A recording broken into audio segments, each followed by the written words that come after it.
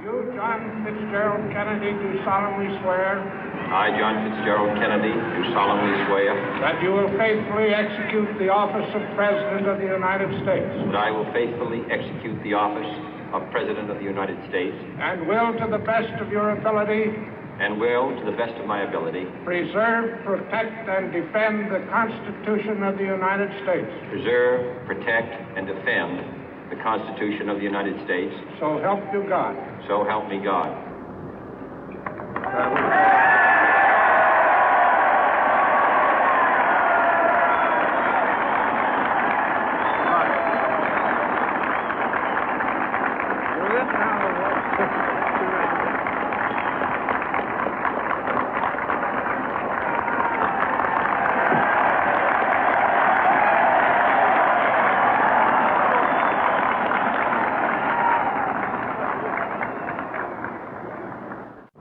Vice President Johnson, Mr. Speaker, Mr. Chief Justice, President Eisenhower, Vice President Nixon, President Truman, Reverend clergy, fellow citizens. We observe today not a victory of party, but a celebration of freedom, symbolizing an end as well as a beginning, signifying renewal as well as change. For I have sworn before you and Almighty God the same solemn oath our forebears prescribed nearly a century and 3/4 ago.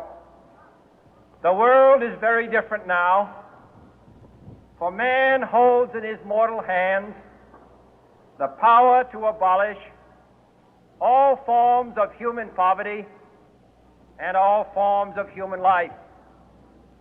And yet the same revolutionary beliefs for which our forebears fought are still at issue around the globe. The belief that the rights of man come not from the generosity of the state, but from the hand of God. We dare not forget today that we are the heirs of that first revolution.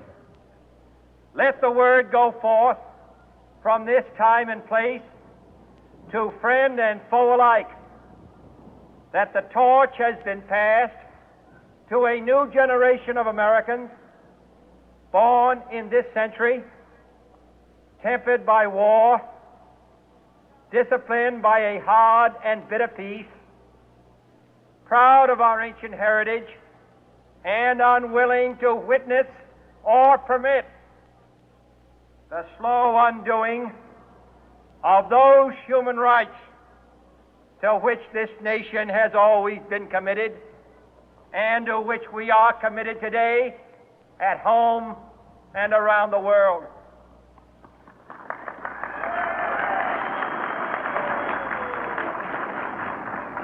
Let every nation know, whether it wishes us well or ill, that we shall pay any price, bear any burden, meet any hardship, support any friend, oppose any foe to assure the survival and the success of liberty.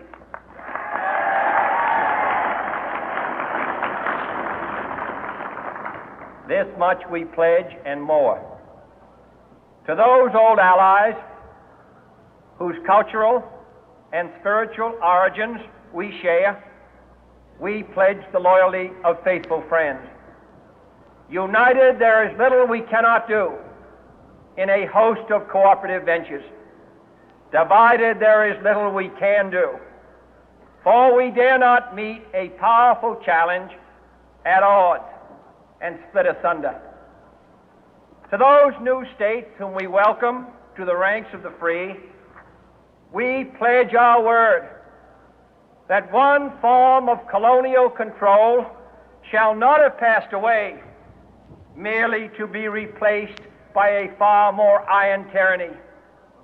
We shall not always expect to find them supporting our view, but we shall always hope to find them strongly supporting their own freedom, and to remember that in the past, those who foolishly sought power by riding the back of the tiger ended up inside.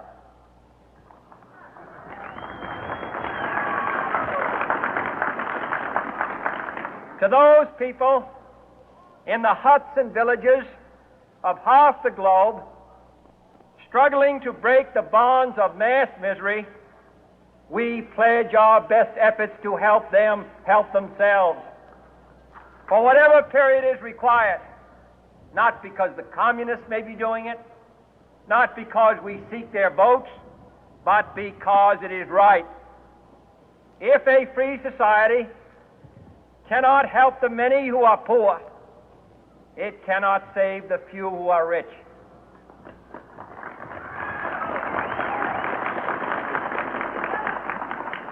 To our sister republics south of our border, we offer a special pledge to convert our good words into good deeds, in a new alliance for progress, to assist free men and free governments in casting off the chains of poverty.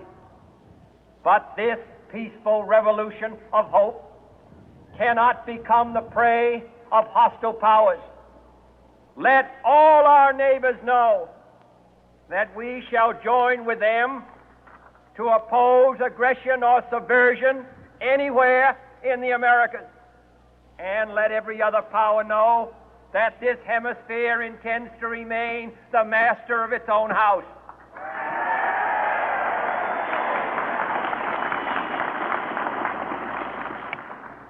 To that World Assembly of Sovereign States, the United Nations, our last best hope, in an age where the instruments of war have far outpaced the instruments of peace, we renew our pledge of support to prevent it from becoming merely a forum for invective, to strengthen its shield of the new and the weak, and to enlarge the area in which its writ may run. Finally, to those nations who would make themselves our adversary, we offer not a pledge, but a request that both sides begin anew the quest for peace. Before the dark powers of destruction, unleashed by science, engulf all humanity in planned or accidental self-destruction, we dare not tempt them with weakness, for only when our arms are sufficient beyond doubt can we be certain beyond doubt that they will never be employed. But neither can two great and powerful groups of nations take comfort from our present course, both sides overburdened by the cost of modern weapons, both rightly alarmed by the steady spread of the deadly atom, yet both racing to alter that uncertain balance of terror that stays the hand of mankind's final war. So let us begin anew, remembering on both sides that civility is not a sign of weakness, and sincerity is always subject to proof. Let us never negotiate out of fear, but let us never fear to negotiate.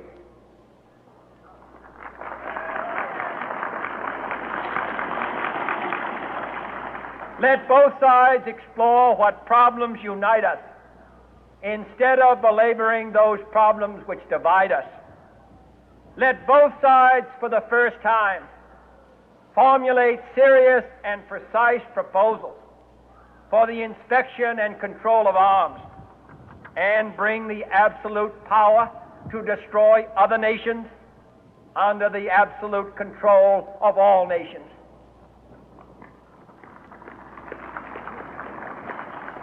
Let both sides seek to invoke the wonders of science instead of its terrors. Together let us explore the stars, conquer the deserts, eradicate disease, tap the ocean depth, and encourage the arts and commerce.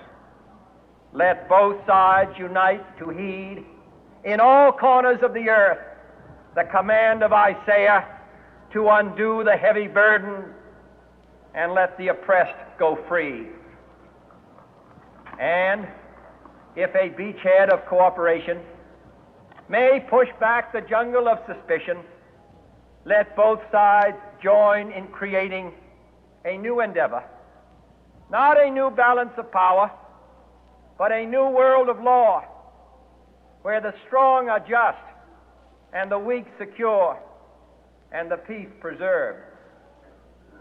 All this will not be finished in the first 100 days, nor will it be finished in the first 1,000 days, nor in the life of this administration, nor even perhaps in our lifetime on this planet. But let us begin.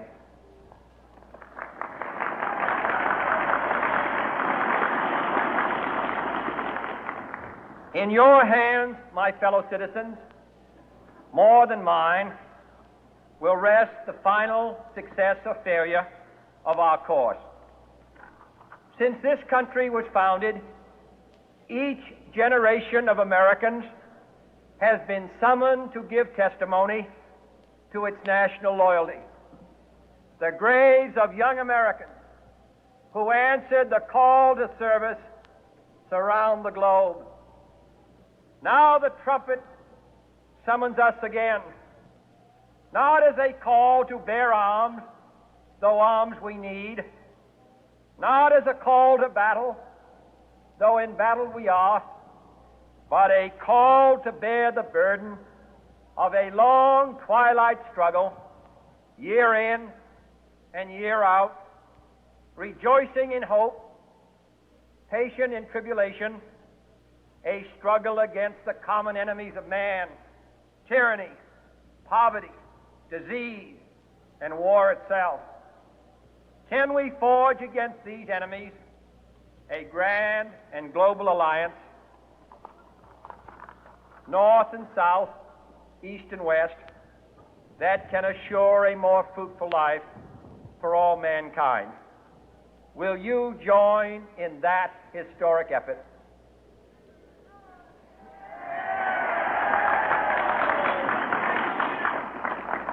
In the long history of the world, only a few generations have been granted the role of defending freedom in its hour of maximum danger.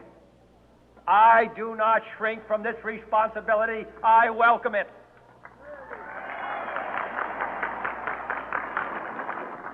I do not believe that any of us would exchange places with any other people or any other generation. The energy, the faith, the devotion which we bring to this endeavor will light our country and all who serve it. And the glow from that fire can truly light the world. And so, my fellow Americans, ask not what your country can do for you. Ask what you can do for your country.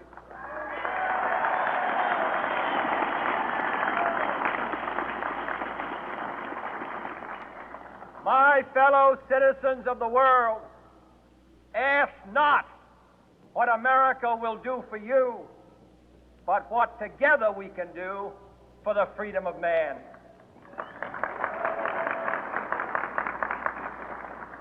Finally, whether you are citizens of America or citizens of the world, ask of us here the same high standards of strength and sacrifice which we ask of you. With a good conscience, our only sure reward, with history the final judge of our deeds, let us go forth to lead the land we love, asking His blessing and His help, but knowing that here on earth, God's work must truly be our own.